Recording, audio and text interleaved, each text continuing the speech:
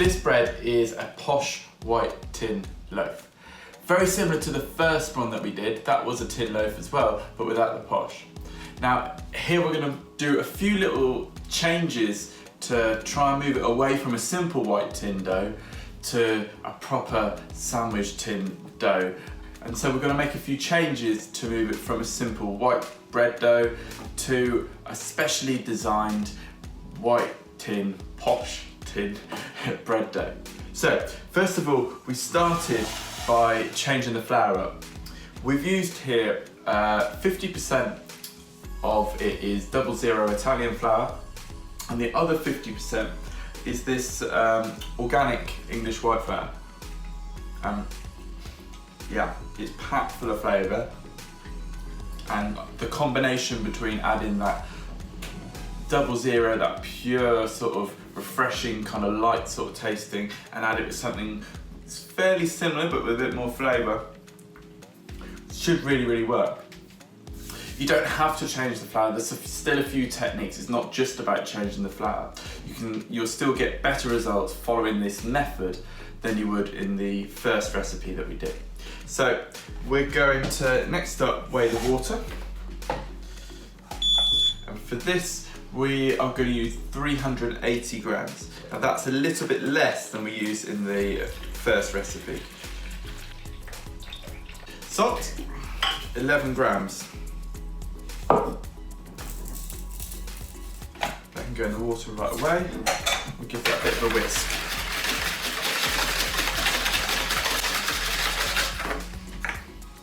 Yeast, 10 grams. This is slightly more yeast. And I'll explain every stage as we're mixing. That can go in here. I'll just break it up a little bit. Next up, sugar, 9 grams, which I think is around the same. I can get chucked in there as well. Which weighs up at 4.5 grams, so probably going to put 6 in here because a little bit is going to get left in the container. Okay, you can go in there.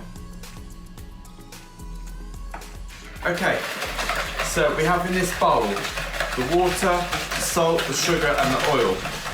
And the reason for that is we want to break down the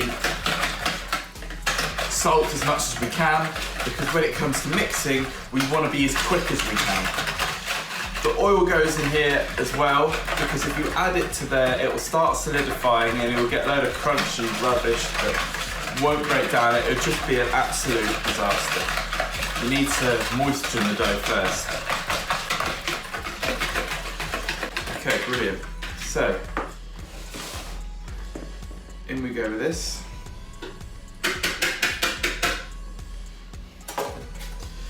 Just going to make sure we've got no remains of the salt and the sugar and get all of it in there. An alternative way would be to add the flour to the water. Around the bowl. We want to be as quick as we can. This is a 5-minute slow mix. So, let me explain why we have changed the ratio of the water first. So the water, if it's a drier dough, it will end up as a softer crumb. It'll be a more united crumb, and it won't prove up as quickly, which hence why we then add a bit of extra yeast.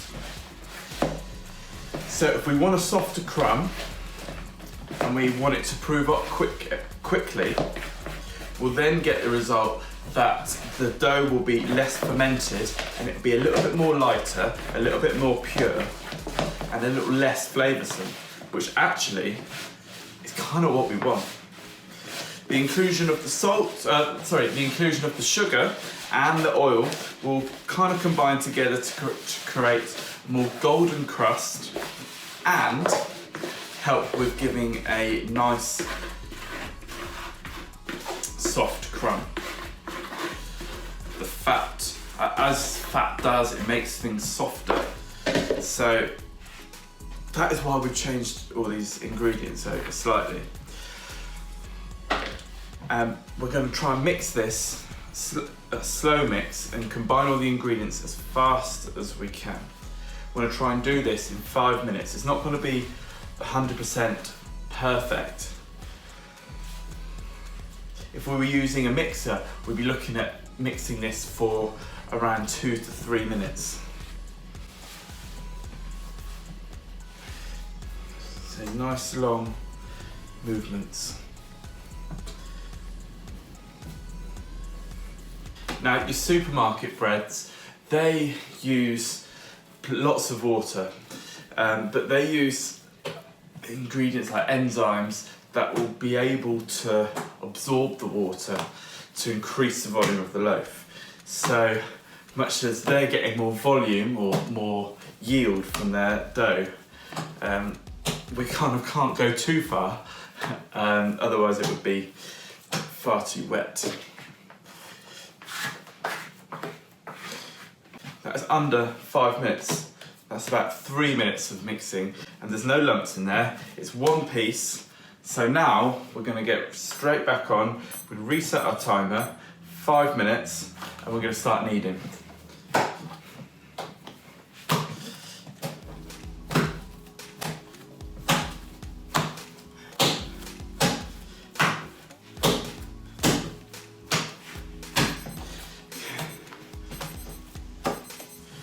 Okay, so our timer is up, and yeah, we've got a dough that is fairly strong, but it's way underdeveloped compared to previous doughs, but that is what we want. So, in here we go. So we're just going to leave it to rest for 15 minutes and then we'll come back to the dough.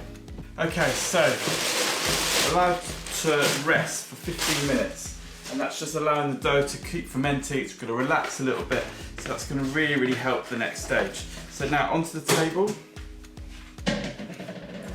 And all we're going to do now is just do a crossover fold like that and like that. Take a bit of flour, dust the table, put it towards you, try and clean the table. Okay, leave it like that for about 5 minutes now, just to relax, because then we're going to do our final moulding. Next up, I'm just going to take a dough temperature. It's always good to know where your dough is. 21.5, we'll take that. Okay, so light a bit of flour.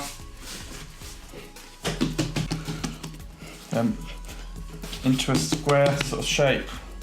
Pull that bit towards, use a bit of the side, stretch it out, fold that over, and then roll, roll, roll until you get to the end there. And give it a little sort of half pinch. Doesn't really matter, and there you're there, in there, like that. Perfect. Okay, so our bread now can be left to prove. It will take roughly about 2 hours. I'll let you know in the next video. It's at the perfect temperature, 21 degrees. It's a nice consistency. I'm really looking forward to this going in the oven. So as I've got a big baking stone, I'm now going to put the dough at the oven on, and hopefully everything will be ready at about the same time. Okay, so our bread is looking proper sexy now. Yeah, here it is. It's been 2.5 hours. That's pretty much perfect. You can get away with doing it a little bit less, 15 minutes less, because you will get this nice oven spring in the oven. So do not worry about sometimes chucking it in a little bit earlier, but actually that can help the loaf become nice and soft in the middle. This is going to be great. So just going to sprinkle some flour on top. Nothing too elaborate, no real skill needed for that. And then one long cut through the middle like that. Happy days. So now this is going to go into the oven with some steam for that's preheated a little bit higher. It's about 240, 250. And then that'll drop down once the steam and all that cool it down. So we'll then bake it at 220 for about 30 minutes. Give it a turn each way. At the end of the bake, we're looking at about 35 minutes. So if it's a little bit overdone, we'll crank down the heat a little bit. If we're not looking like we're going to get there, then you can just leave the heat as it is and just give it a couple of minutes longer, and it'll come out really good. So anyway, I need to get this bread into the oven straight away, and yeah, I'll see you later on. Okay, on the lovely baking stone it goes. Then we're going to chuck some lovely water in. Turn down the heat to 20. Perfect. Then we're going to give it our spray again with our spray bottle. 30 seconds.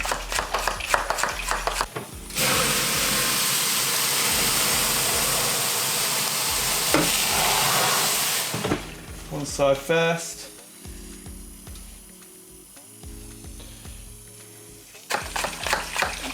Then the other.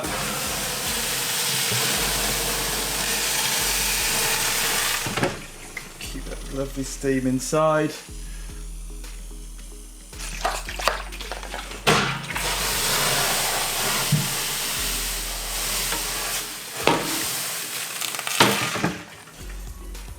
Okay. So we'll leave that to bake for around 30 minutes. We'll check up on it in about 25. So after 25 minutes, just release the damper. You can see our loaf is pretty much done. So I'm just gonna crank the heat down to 200. Just give it that extra 5 minutes, hopefully 10, that might be too much. So 5-7 minutes, that'll do. If we get it over the 30, then I'm happy. So yeah, we'll come back then. Right, so our bread's got a lovely golden colour, nice tone, less of the variation. You've got like dark, you've got like a dark colour, medium, a light, and then a pale. Whereas if we had fermented the dough, we'd have different colour all over the place. Whereas this way, it looks a little bit more even, a little bit more tidier. So to tip it, take it out of the tin, upside down, like that. Onto the side there. Now, some people, depending on how good your baking stone is, you may find it's a good idea to put the bread back into the oven like that and then bake it on the baking stone for 5 to 10 minutes. And that might require that you trial a few things. You take the bread out a little bit earlier to do that. So you take it out after 20-25 minutes, take it out the tin, and then bake without the tin, just to get that heat, that colour on the crust. But I'm quite happy with that. I think any paler I'd want to do that, but quite happy with that now. So we're going to leave that to cool, and then we'll take a slice for Jaden's sandwich tomorrow.